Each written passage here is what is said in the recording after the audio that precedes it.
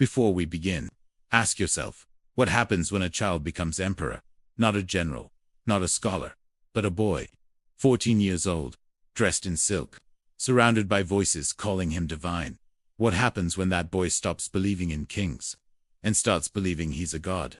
If you're drawn to the forgotten corners of history where belief, power, and identity collides, subscribe to this channel. We don't just tell stories, we uncover them. Now, step into the firelit shadows of Rome and meet Elagabalus, the emperor who broke every rule. He came from the east, from Syria, brought to Rome by the will of two powerful women, his mother and grandmother, Julia Suemius, Julia Misa, names lost in most histories, but in their time, feared and unstoppable. The boy they elevated was barely a teenager, quiet, mysterious, different. He dressed with intention, spoke in symbols, and worshipped a god unknown to Rome, Elagabalus, the sun deity of his homeland. To the Senate, he was a stranger. To himself, he was sacred. When Elagabalus arrived in Rome, he came not as a conqueror, but as something stranger. His robes shimmered in colors never seen in the Forum. His hands carried incense. He built altars to his foreign god, replacing Jupiter and Mars with something unfamiliar. He didn't claim divine right. He claimed to be divine. Temples were constructed, ceremonies rewritten. A sacred black stone symbol of his god was carried through the streets like a living relic. Some called it bold, others, blasphemy. But no one stopped him, because behind the boy stood power. And behind power, silence. The emperor began to redefine everything. He changed how he dressed, how he was addressed.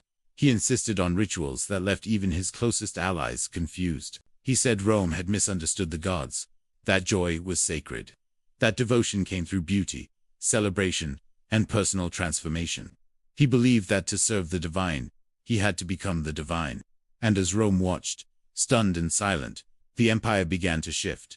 Each day brought new ceremonies, new expressions. The palace no longer echoed with military plans or policy. It became something else entirely, a sanctuary of devotion, expression, and identity. Elagabalus welcomed voices others ignored. He challenged what an emperor should look like, how power should sound, and what Rome could tolerate. But even in celebration, there was a darker tone. Because Elagabalus wasn't just experimenting with appearance, he was searching for something beyond the flesh, beyond the crown. He asked philosophers about transformation. He questioned priests about the soul. He spoke of becoming more than mortal. Whispers spoke of late-night rituals, of sacred chambers and hidden practices, of a ruler chasing something eternal. He believed the gods were not distant. They were within, and he was proof. But Rome was not ready. The Senate grew quiet. The generals grew distant.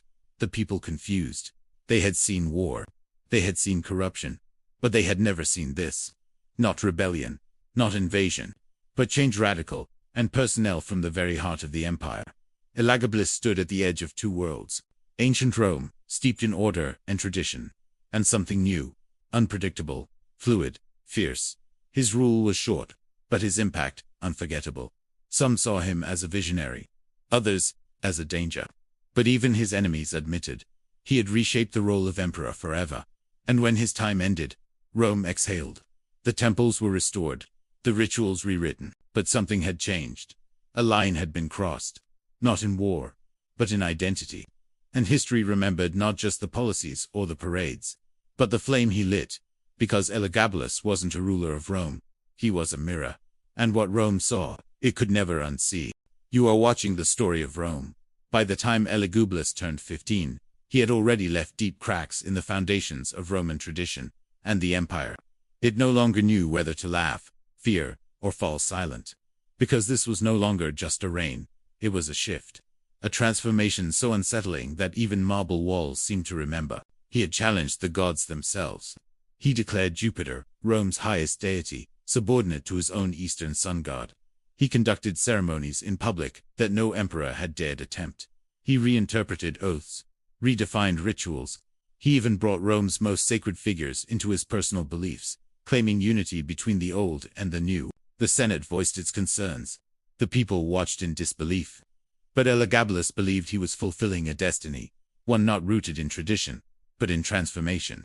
The imperial palace, once a place of strategy and governance, now resembled a vast sanctuary of ceremony. There were gatherings that stretched for days, luxurious celebrations where identity, status, and decorum blurred into one long procession of splendor. Yet beneath the layers of gold and incense, the atmosphere grew heavier. Not all who attended were willing participants. Decisions once guided by law now stemmed from emotion, impulse, and symbolism. Elagabalus had begun to make decisions that reached beyond the council chambers. Those in his inner circle learned that missteps, no matter how small, could carry great consequences. A glance, a whisper, a misunderstood gesture, any one of them might draw attention and retribution. Those who disagreed with his vision often found themselves distanced, their influence quietly erased. Their names no longer spoken in the halls of power. In the emperor's eyes, these were not punishments. They were rituals, acts of purification. A new kind of Rome was being born, not through conquest or reform, but through personal evolution. But even gods, imagined or otherwise, require loyalty. And Elagabalus was beginning to lose his grandmother, Julia Misa, one of the architects of his rise, observed the change in silence. She had once fought to place him on the throne. Now she saw the empire straining under the weight of his choices. The Senate grew distant. The Praetorian Guard, protectors of the emperor, began to murmur behind closed doors, not because of belief, not because of dress or tradition, but because of instability. Rome had endured much, but what it feared most was unraveling. The emperor's gatherings became grander. He filled fountains with scented water. He surrounded guests with rare flowers, let wild animals roam freely during meals, and introduced rituals drawn from faraway lands. What once shocked, now exhausted. Even those closest to him struggled to keep pace. He sought knowledge that others avoided. He questioned what it meant to lead. He dreamed of becoming something more than human. Not through power, but through transformation. There were whispers of physicians summoned in secret, of questions asked that no ruler had ever dared voice. Could the body change as the spirit had? Could he transcend identity itself? These were not matters of politics. They were deeply personal. But in a city built on custom and hierarchy, even private transformation became public concern. The empire watched, and Misa she began to move. She understood Rome, in ways her grandson did not. She knew that whispers could carry more weight than swords, and so she turned her attention to another, a young cousin, measured, reserved, named Severus Alexander. He was everything Elagabalus was not: quiet, traditional, easier to understand, and soon, easier to support. The Senate approved. The military took notice. Even the palace guards began shifting their loyalties. And all the while, the emperor continued, unaware or unwilling to see what stirred behind the veil. He believed he was untouchable, that devotion was enough. But in Rome, reverence fades when the foundation begins to crack. By the end, the tension could no longer be contained. Behind palace doors, plans were whispered, not of rebellion, but of replacement. And Rome, it was ready. Elagabalus had only one act left, one final chapter. The curtain was falling. But legends rarely fade quietly. The year is 221 AD. The setting, Rome. By all accounts, it should have been a time of prosperity. The aging emperor Septimius Severus had brought peace to the empire's borders. The economy was steady and the coffers were full. So why then, as the sun sets over the Colosseum, does a chill wind blow through the city? Why do merchants keep their lamps dim and their voices low? Why do senators whisper behind cupped hands and turn away when children pass by? The answer, they say, sits on the throne in the palace of the Caesars, draped in silk, layered in pearls, the most powerful man in the empire. Or is he? Step aside and let me introduce you to the most craziest emperors you've never heard about. Meet Elagabalus, a boy emperor ruling a vast empire.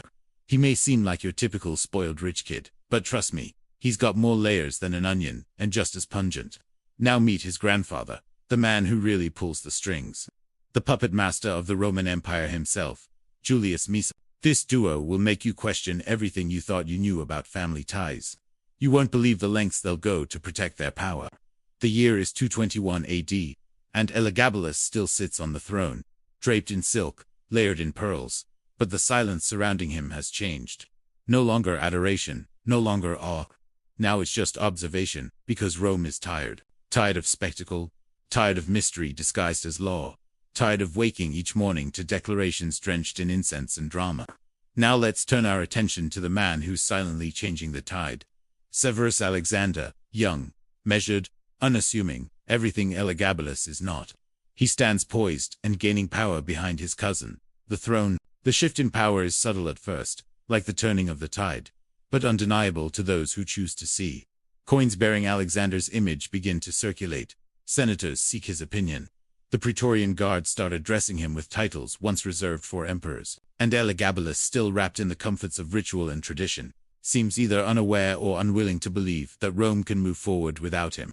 But Julia Misa, his grandmother, believes otherwise. She had once built him up to become ruler, and now, with a heavy heart, she quietly begins to unbuild him. The story is told that she gazes upon the silent masses, the dimming lamps, the hushed voices, and sees not just weariness, but judgment. Paranoia creeps into Elagabalus's voice as he senses the change, the whispers growing louder, the shadows lengthening. He lashes out, trying to strip Alexander of authority, dismiss his advisors, speak publicly against him, but it's too late. The die is cast. The Praetorian Guard has already turned, the Senate has already stepped away. Then comes the fateful day when the emperor makes a final attempt to assert control, summoning the Praetorian Guard to arrest his cousin. But when he raises his voice, when he issues threats, the Praetorian Guard remains unmoved. They stand firm, a silent wall between the past and the future. It's not a battle of armies, not a clash of wills. It's the dawning of a new era. The emperor, once treated as sacred, untouchable, stands alone. And in that solitude, his true fate is revealed. He is escorted out of the palace, stripped of his authority, clinging to his mother, his final ally, as the crowd parts before him, not in adoration, but in resignation. It's a procession devoid of ceremony, a finale without fanfare. The city moves on, unfazed, indifferent.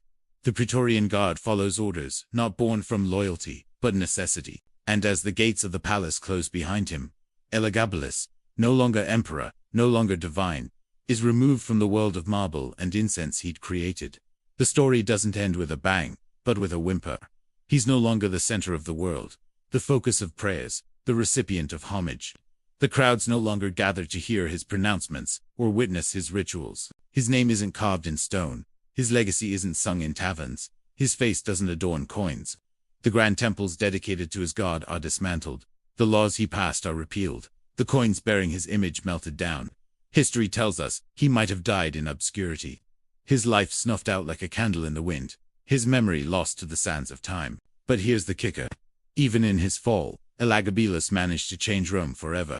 He might have ruled for only 4 years, but his ideas, his innovations, his downright weirdness left an indelible mark on the empire. He broke norms, challenged identities, and disrupted a civilization built on order and tradition. And when he fell, he left behind not just silence, but precedent. As for Alexander, well, let's just say he had some big shoes to fill.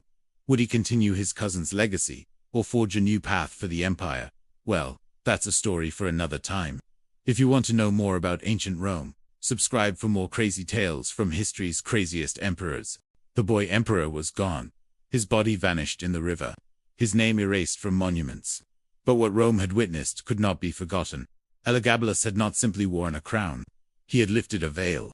He had exposed something the empire didn't want to see. How thin the thread was between ceremony and madness, between devotion and performance, between the sacred and the grotesque. In the quiet aftermath, Rome tried to breathe again.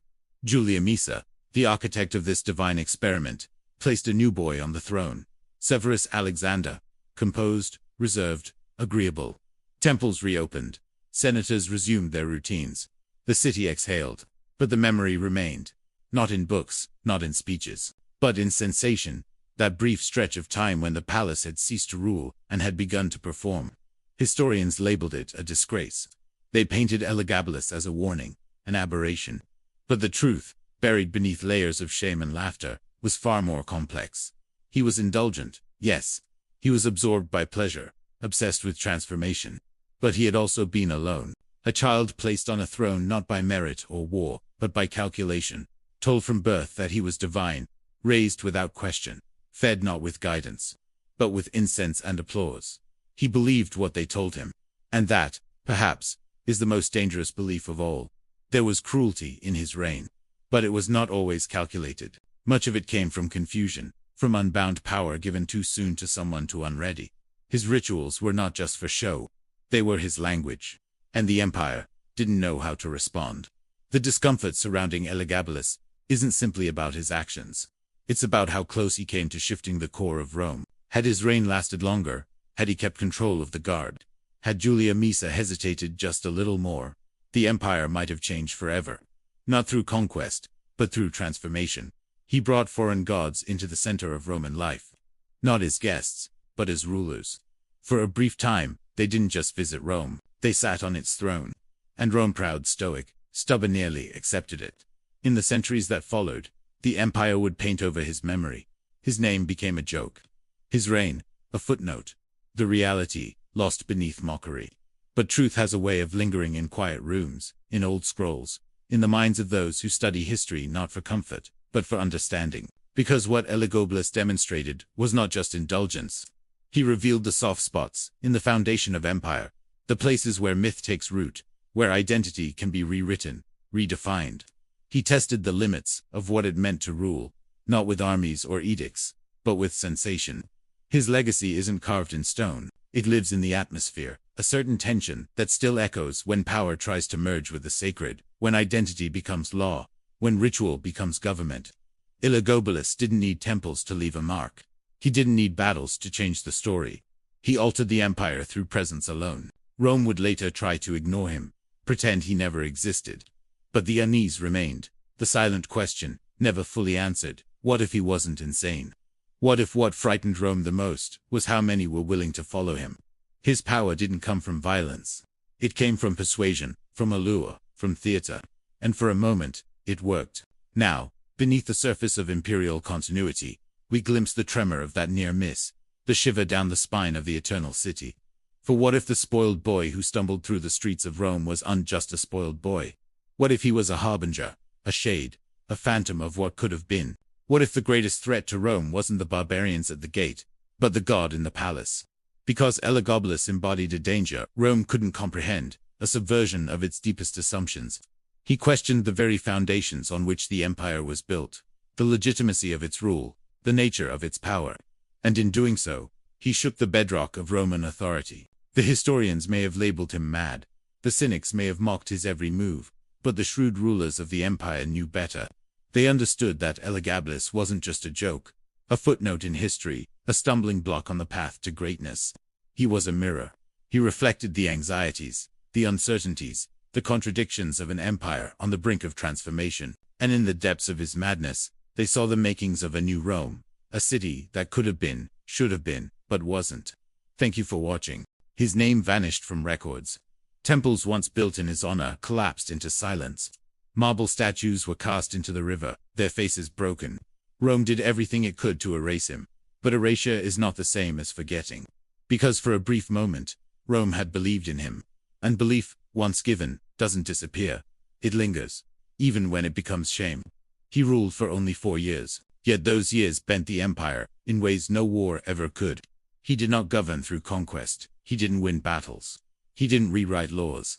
Instead, he turned the act of ruling into something else entirely, something unrecognizable, something sacred and terrifying. The empire became a stage, each law a performance, each decree a ritual. Power didn't flow from the sword, but from illusion. And when it all ended, what remained wasn't relief. It was exposure. Because Rome had seen itself without armor. Elagabalus wasn't remembered for his policies or speeches. He was remembered for what he reflected. He became a mirror, not just for emperors, but for civilizations. A reflection of what happens when power and desire blur. When divinity is claimed, not inherited. When identity ceases to be private and becomes public spectacle. He didn't want obedience. He demanded devotion. Not loyalty, but reverence. He didn't desire to rule the empire. He wanted to redefine it, to turn it into something new, something that matched the image he carried within himself. And for a short time, he succeeded. This is why he endures. Not for how he fell, but for how far he reached. Temples may crumble, statues may break, but memory flows like water. And some names refuse to sink. A boy dressed in silks, a voice that called itself divine, a throne surrounded by shadows and flame. These aren't just images, they're echoes. And the more time passes, the louder they seem to become. He was cast into the river. A final insult. A final gesture of disgust. But the river doesn't erase. it carries, and somewhere, beneath layers of mud and time, that story still moves. Rome, in its pride, tried to forget. But forgetting only fuels the mystery, and mystery always finds its way back. His reign may have collapsed in blood and betrayal, but its message remains. That identity, unchallenged, can rewrite the rules. That devotion, once misdirected, can become its own tyranny. That spectacle, once welcomed, is hard to contain. What made him dangerous was not just what he did. It was how easily others followed, how quickly they adapted to the rituals, how willingly they watched. He offered them something strange. Not power, not order, but transformation.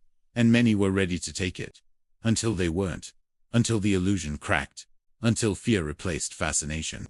And by then, it was too late. The empire recovered. But only on the surface. Deep down, the questions remained. The unease. The wondering. What if he hadn't fallen? What if the transformation had completed? What would Rome look like then? Because his death ended a reign. But it also began something else.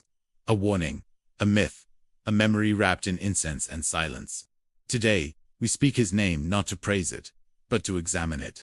To understand what it meant. What it still means. And why it was feared enough to be buried so violently. Because the past does not stay buried.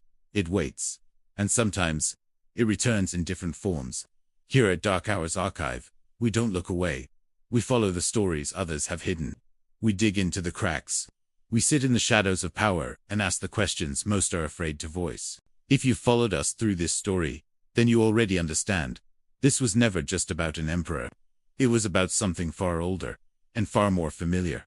The rituals, the masks, the transformation of flesh into symbol, of politics into prayer, of identity into spectacle. It didn't end with it just changed shape, and it still walks with us. In every leader who confuses worship with service, in every system that cloaks control in sacred robes, in every place where identity becomes a performance. So if you want to explore more of history's hidden chambers, dark, buried, uncomfortable truths, they're here, waiting. Subscribe to the channel. New stories unfold each week. Some long forgotten, others never told. And each one a reminder that the line between past and present is thinner than we think. Because some gods never truly leave. They just find new names.